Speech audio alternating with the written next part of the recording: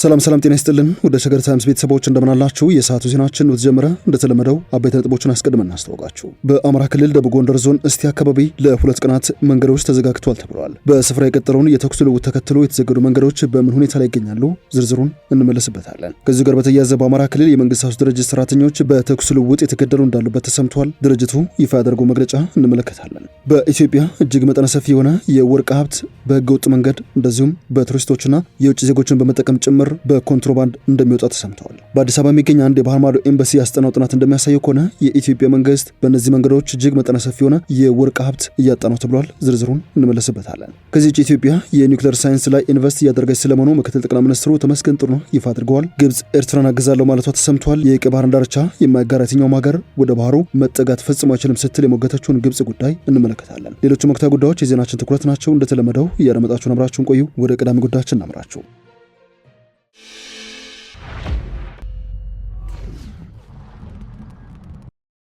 ከኢትዮጵያ መንግስት ጋር የተፋጠጡት ኮንትሮባንዲስቶች ወርቅን በአንገብጋቢነት የሚፈልገው የኢትዮጵያ መንግስትና ዛሬም ድረስ የቀጥለው የወርቅ ኮንትሮባንድ ንግድ በኢትዮጵያ 2/3 የወርቅ ምርት በኮንትሮባንድ እንደሚሸጥ ተሰምቷል። ኢትዮጵያ 2/3 የወርቅ ምርት በኮንትሮባንድ እንደምታጣ በኢትዮጵያ የህንድ ኤምባሲ ባስጠናው ጥናት ማረጋገጡን የሪፖርተር እንግሊዝኛ ገጽ ዘገባ አትተዋል። ጥናቱ በርካታ ወርቅ በውጭ ጎብኚዎች ወይም በተጓዦች አማካኝነት ወደ ውጭ በህገ ወጥ መንገድ እንደሚወጣ ማመላከቱን ዘገባ አትተዋል። የህጋዊ ወርቅ ንግድ የላኪነት ፈቃድ ለማውጣትም ሆነ ወርቅ ለውጭ ገበያ ለማቅረብ ውስብስብ ሂደቶች ያሉበት ደካማ ተቋሚ አሰራርና በትራንስፖርት ማነቆች የተተበተበ ስለመሆኑ በኢትዮጵያ የህንድ ኤምባሲ ይፋ ያደርገው ጥናት ጠቁመዋል። የኤምባሲው ጥናት ሲቀጥል 61 በመቶ የሚሆነው የኢትዮጵያ ወርቅ በኮንትሮባንድ መልክ እየተሸጠ ይገኛል፣ አሊያም በቱሪስቶችና በጎብኚዎች አማካኝነት ወደ ውጭ ይወጣል ነው የተባለው። ይህ የህገወጥ እንቅስቃሴ የውጭ ምንዛሬን በአንገብጋቢነት ለሚፈልገው የሀገሪቱ ማዕከላዊ ባንክ ላይ ጫና እንዲፈጥርና በዘርፉ ያለውን ቁጥጥር እንደሚያዳክመው ብዙዎች ጥሪ ሲያቀርቡ መቆየታቸውን ሪፖርቱ አትተዋል። በህጋዊ መንገድ ወርቅ የሚወጡና የሚነግዱ ሰዎች ፈቃድ የማግኘት ሂደቱ እጅግ እንደሚጓተትባቸውና በዚህ መሃል ጊዜና ጉልበታቸው እንደሚጨርሱ ነው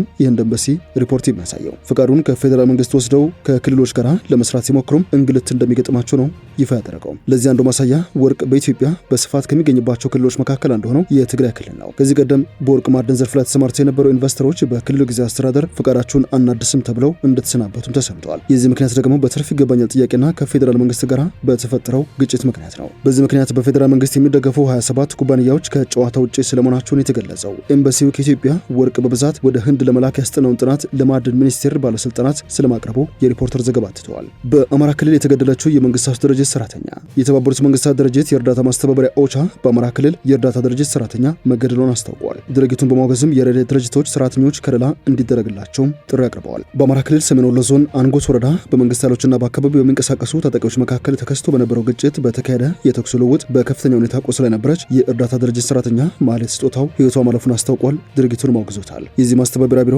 የኢትዮጵያ ጊዜያዊ ተወካይ አቢባቱ ዋኔ ማህሌት በክልሉ ለሚንቀሳቀሰው የአማራ መልሶ መቋቋምና ልማት ድርጅት ኦርዳ ሰራተኛ መሆኗን በመጠቆም ድርጊቱን በማውገዝ መግለጫ ማውጣታቸውን አስታውቋል። የማስተባበሪያ ቢሮ ባወጣው መግለጫ ማህሌት በተኩስ ልውውጥ ጉዳት የደረሰባት በአካባቢው የእርዳታ አቅርቦት የሚያስፈልጋቸውን ሰዎች በተመለከተ መረጃ እያሰባሰበች በስራ ላይ በነበረችበት ወቅት ነው ብለዋል። ማህሌት ሰኔ 13 ቀን 2017 ረፋድ 4 ሰዓት አካባቢ በጥይት ተመትታ ከፍተኛ ጉዳት እንደደረሰባት ጠቁሞ በዕለቱ በዞኑ ወደሚገኘው የወልዲያ ሆስፒታል ተወስዳ የሕክምና እርዳታ እንድታገኝ ጥረት መደረጉን አመላክተዋል። ነገር ግን ማትረፍ አለመቻሉን ነው የገለጸው። የመንግስታቱ ድርጅት በተያዘው የፈረንጆቹ 2025 በኢትዮጵያ በስራ ላይ ያለ የተገደለ የመጀመሪያ ሰራተኛውን ነው ሪፖርት ያደረገው። ባሳለፍነው የፈረንጆቹ ዓመት 2024 በመላ ሀገሪቱ 10 የረድኤት ሰራተኞች ተገድለዋል ብለው የመንግስታቱ ድርጅት ሪፖርት ማድረጉ የሚታወስ ሲሆን ከተገደሉት ሰራተኞች መካከል 8ቱ በአማራ ክልል እንደሚገኙ ይፋ አድርገዋል። ኃላፊዋ አቢባቱ ዋነፎል ለተጎጂ ቤተሰቦችና ባልደረቦቿ ባስተላለፉት የሀዘን መግለጫ የተሰማኝን ጥልቅ ሀዘን የሚያስተላልፈው ለሟች ቤተሰብና በኢትዮጵያ ውስጥ ላለው የሰብአዊ ረድኤት ሰራተኞች ነው ሲሉ ገልጸዋል። ንጹሃንና ለተቸገሩ ሰዎች እርዳታ ለማቅረብ የሚጠሩ ሰራተኞችን ከጉዳት ለመጠበቅ ሁሉም እርምጃዎች ሊወሰዱ ይገባልም ሲሉ ይፋ አድርገዋል። ከአማራ ክልል ጋር በተገናኘ የእስቴ አካባቢ መንገዶች ለ2 ቀናት መዘጋታቸው ተሰምተዋል። በደቡብ ጎንደር ዞን የእስቴ ከተማን ከአጎራባች ከተሞች ጋር የሚያገናኙ መንገዶች ለ2 ቀናት መዘጋታቸው ነው የተሰማው። የተዘጉት መንገዶች ከእስቴ ወደ ደብረ ታቦር፣ ከእስቴ ወደ ስማዳ፣ ከእስቴ ወደ እንዳቤትና ከእስቴ ወደ ባህር ዳር የሚያደርሱ ናቸው ተብለዋል። ከስፍራው የሚሰሙ መረጃዎች እንደሚያመላክቱት ከሆነ መንገዶቹ የተዘጉት በአካባቢው በሚንቀሳቀሱ የታጠቁ ኃይሎች በገዳ ምክንያት ነው። በዚህም የተነሳ አቅም ያላቸው ነዋሪዎች ወደ ደብረ ታቦርና ወደ ባህር ዳር በእግር ለመጓዝ እየተገደዱ ነው ተብሏል። የመንገዶች መዘጋት በአካባቢው ትራንስፖርት አገልግሎት እንዲስተጓጎል ምክንያት ሆኗል ተብሏል። ስለ ሁኔታው ዝርዝር መረጃና እነዚህ መንገዶች መቼ እንደሚከፈቱ እስካሁን ከክልሉ መንግስት የተሰማ መረጃ የለም። ኢትዮጵያ የኒውክሌር ሳይንስ ላይ ኢንቨስት እያደረገች ስለመሆኑ ምክትል ጠቅላይ ሚኒስትሩ ተመስገን ጥሩነህ ይፋ አድርገዋል። ምክትል ጠቅላይ ሚኒስትሩን ያሉት የዓለም አቀፉ የአቶሚክ ኤጀንሲ የጨረር ሕክምና ተስፋ በሚል ባዘጋጀው የውይይት መድረክ ላይ ባሰሙት የመክፈቻ ንግግር ነው። ኢትዮጵያ የኒውክሌር ሳይንስ በሽታዎችን ለማከም ብቻ ሳይሆን በሽታዎች ከመከሰታቸው በፊት አስቀድመው በመከላከል የበርካቶችን ሕይወት ለመታደግ ጭምር ነው ሲሉም ተደምጠዋል። ኢትዮጵያ የዓለም አቀፉ አቶሚክ ኤጀንሲ አባል የሆነችው በቀዳሚነት መሆኑን ጠቅሰው ሀገሪቷ እንደዚህ አይነት ዓለም አቀፍ ትብብሮች ለጋራ ችግሮች የጋራ መፍትሄ እንደሚያስገኙ እምነት አላት፣ ለዚህም ቁርጠኛና ተባባሪ ነች ሲሉ ይፋ አድርገዋል። የዓለም አቀፍ ሁኔታዎች ተለዋዋጭነት መሆን የልማት ድጋፎች ላይ ሊገመት የማይችል ፈተና እያመጣም እንደሚገኝ ጠቁመዋል። በእነዚህ ምክንያቶች የጤና ዘርፉ እንዳይጎዳ ትኩረት ማድረግ ያስፈልጋል ያሉት በዓለም አቀፍ ደረጃ በርካታ በሽታዎች የታዩ ስለመሆኑ ጠቅሰው መንግስት ይህንን በመረዳት የጤና ዘርፉን ለማጠናከርና ለማስፋት ከምንጊዜውም በላይ በትኩረት እየሰራ ስለመሆኑ የተናገሩት ባለፉት 30 ዓመታት የሕክምና አገልግሎት ተደራሽነትና ጥራት ያለ የጤና አገልግሎት ላይ አመርቂ ውጤት ተመዝግቧል በማለትም የኢትዮጵያ የአረንጓዴ አሻራም ንጹህና ጤናማ አካባቢን እየፈጠረ ይገኛል ባይ ናቸው። በትግራይ ክልል ያለ ፈቃድ ከስራ ውጭ ያሉ የቀድሞ የክልሉ አመራሮች ደሞዝ መታገዱ ተሰምተዋል። የትግራይ ክልል ጊዜያዊ አስተዳደር ፕሬዝዳንት ያለ ፈቃድ ከትግራይ ክልል ውጭ ያሉ አመራሮች የደሞዝና የጥቅማ ጥቅም ክፍያ እንዲታገድ ትዕዛዝ አስተላልፏል ተብሏል። የክልል ጊዜያዊ አስተዳደር ፕሬዝዳንት ሌተና ጀነራል ታደሰ ወረደ ከትናንት በስቲያ በጻፉት ደብዳቤ በተለያዩ ምክንያቶች ያለ ፈቃድ ከትግራይ ክልል ውጭ የሚገኙ የቀድሞ የክልሉ ባለስልጣናት የደሞዝና የጥቅማ ጥቅም ክፍያ እንዲቆም ነው ትዕዛዝ የሰጡት። ይህ ክፍያ የታገደው ከሰኔ 1 ቀን 2017 ዓ.ም ጀምሮ እንደሆነ በደብዳቤው መገለጹ ተዘግበዋል። በምስራቅ አርሲ ሮቢ ወረዳ የቤተ ክርስቲያን ካህን በአሰቃቂ ሁኔታ መገደላቸው ተሰምተዋል። የማህበረ ቅዱሳን ሚዲያ እንደዘገበው ከሆነ በምስራቅ አርሲ ሮቢ ወረዳ የገደብሳ መድኃኔዓለም ቤተ ክርስቲያን አገልጋይ ቀሲስ ተስፋዬ ረታ በትናንትናው ዕለት በታጠቁ ኃይሎች በአሰቃቂ ሁኔታ መገደላቸውን እናስታወቀው። እንደዘገበው ከሆነ የቀሲሱ ባለቤትም በተመሳሳይ መገደላቸው የተሰማ ሲሆን አካባቢው ካህኑ የተወለዱበትና ከዲቁና ጀምሮ በዚህ ወቅትም በቤተ ክርስቲያኑ በቅስና ማዕረግ እያገለገሉ የነበሩ ናቸው ተብሏል። የካህኑ ቅብር ስነ ስርዓት በሮቤ ደብረ ጽዮን ቅድስት ማርያም ቤተ ክርስቲያን መፈጸሙን የማህበረ ቅዱሳን ሚዲያ ዘገባ ያሳያል። ከሰሞኑን በወረዳው እየተባባሰ የተባለውን ግድያና አፈና በመፍራትም በአካባቢው የሚኖሩ ምዕመናን ከተማውን ለቀው እየተሰደዱ ስለመሆኑ ዘገባው ያሳያል። የሰዓቱ ዜናችን እንደቀጠለ ነው። ወደ መጨረሻ ጉዳያችን እናምራችሁ።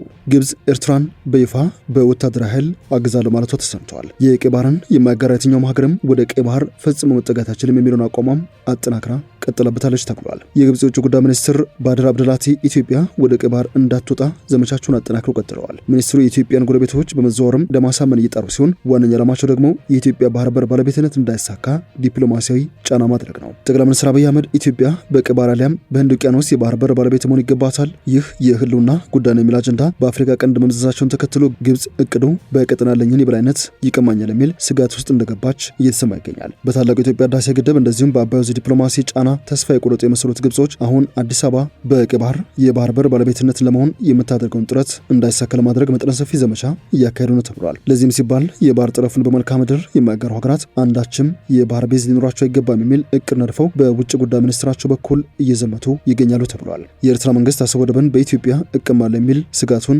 ለካይሮ ሹክ ማለቱን ተከትሎ የኢትዮጵያ መንግስት አሰብን በኃይል ለመቆጣጠር የሚንቀሳቀስ ከሆነ ተመጣጣኝ እርምጃ ይጠብቀዋል የሚል ማስተማመኛ እንደተሰጣት የኢሳያስ አፈወርቂ የመንግስት ምንጮች ይፋ አድርገዋል። በኢትዮጵያ መንግስት እንወረራለን የሚል ስጋት ያለበት የኤርትራ መንግስት ከሰሞኑ ግራ አጋቢ ውሳኔዎችን እያሳለፈ ይገኛል። ከነዚህ መካከል በሰሞኑ የኢትዮ ኤርትራ ጦርነት ጉዳይ እየጻፉ የሚገኙ የዜና ምንጮች እንደዘገቡት ከሆነ የኤርትራ መንግስት በሺዎች የሚቆጠሩ እስረኞችን ሊፈታ ነው ተብሏል። እስረኞቹ የሚፈቱት የሀገሪቱን ጦር ጠቅላቅለው ሰራዊቱን እንዲያጠናክሩ ነው ተብሏል። መረጃውን የኤርትራ መንግስት ሰዎች ቢያጣጥሉትም የመረጃ ምንጮች ግን ከኢትዮጵያ መንግስት በኩል ይመጣል በሚል ለሚሰጋው ጥቃት እስረኞች ተፈተው ሰራዊቱን እንዲያጠናክሩ ተወስኗል ሲሉ ይፋ አድርገዋል። የሰዓቱ ዜናችን አበቃ። ስላደመጣችሁን አመሰግነን። በያላችሁበት ሰናይ ጊዜ።